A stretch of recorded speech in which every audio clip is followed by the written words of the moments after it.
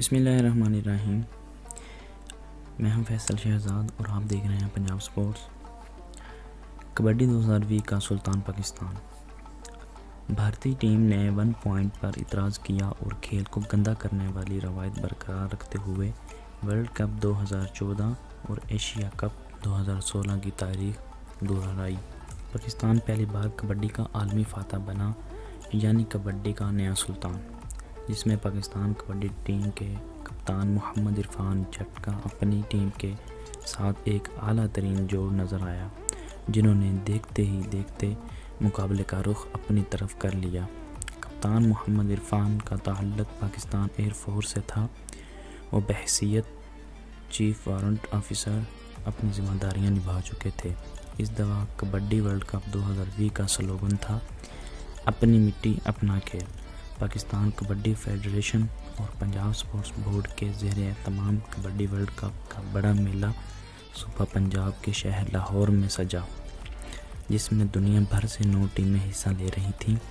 اس کے 12 مقابلے پنجاب اسٹیڈیم نزد قذافی اسٹیڈیم گلبرگ روڈ میں ہوئے، 6 اقبال اسٹیڈیم فیصل آباد میں، جبکہ 2 مقابلے ظاہراللہ اسٹیڈیم گجرات میں کروائے گئے۔ یہ ورلڈ کپ 9 تا 16 فروری 2020 تک منعقد ہوا۔ آغاز و اختتام میں رنگا رنگ تقریب کا اہتمام بھی کیا گیا۔ ایک خبر کے مطابق عالمی کبڈی مقابلوں کے لیے فنڈز بھی جاری کیے گئے، جس میں پنجاب حکومت نے 2 کروڑ 60 لاکھ روپے گرانٹ منظور کی تھی۔ یہ بات اہم رہی۔ سپورٹس بورڈ پنجاب نے اس ایونٹ پر 5 کروڑ کی خطی رقم خرچ کی، ساتھ میں چیمپئن ٹیم کو ٹرافی اور 1 کروڑ روپے کا انعام دیا گیا۔ رنر اپ کو 75 لاکھ اور تیسری پوزیشن پر آنے والی ٹیم کو 50 لاکھ روپے ملے۔ کبڈی میں حصہ لینے والی ٹیموں کو 2 گروپس میں تقسیم کیا گیا۔ Number 1 group: India, German, Iran, England, Sierra Leone, یہ ایک گروپ تھا۔ دوسرا group B: Pakistan, Canada, Australia اور آذربائیجان۔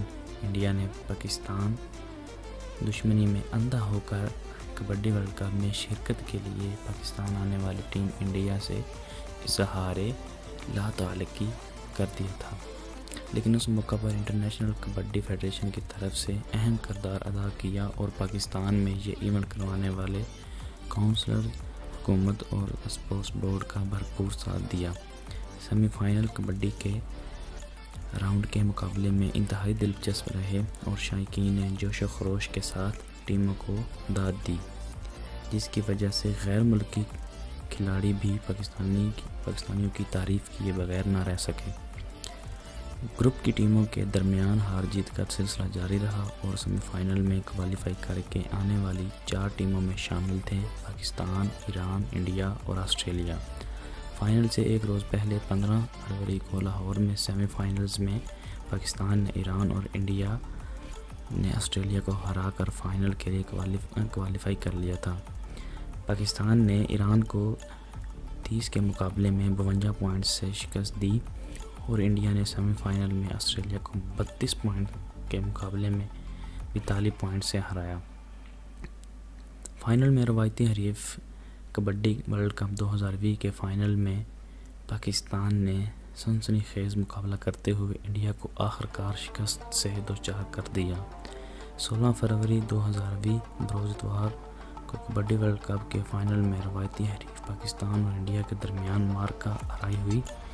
دونوں کی جانب سے سخت زور آزمائی کی گئی، تاہم پاکستانی پہلوانوں کا پلہ بھاری رہا اور انہوں نے انڈیا کے پہلوانوں کو چاروں شانے چت کر دیا۔ فائنل کا مقابلہ ختم ہونے کے 1 منٹ قبل تک پاکستان کے مزید پوائنٹس حاصل کیے، جس پر پاکستان کا سکور 43 اور بھارت کا 39 ہو گیا۔ پاکستان کو پوائنٹ ملنے پر بھارتی پہلوان رونے لگے اور محض 1 منٹ رہ جانے پر بھارتی انتظامیہ میدان میں آ گئی اور اپنے کھلاڑیوں کو میدان چھوڑنے کا کہہ دیا۔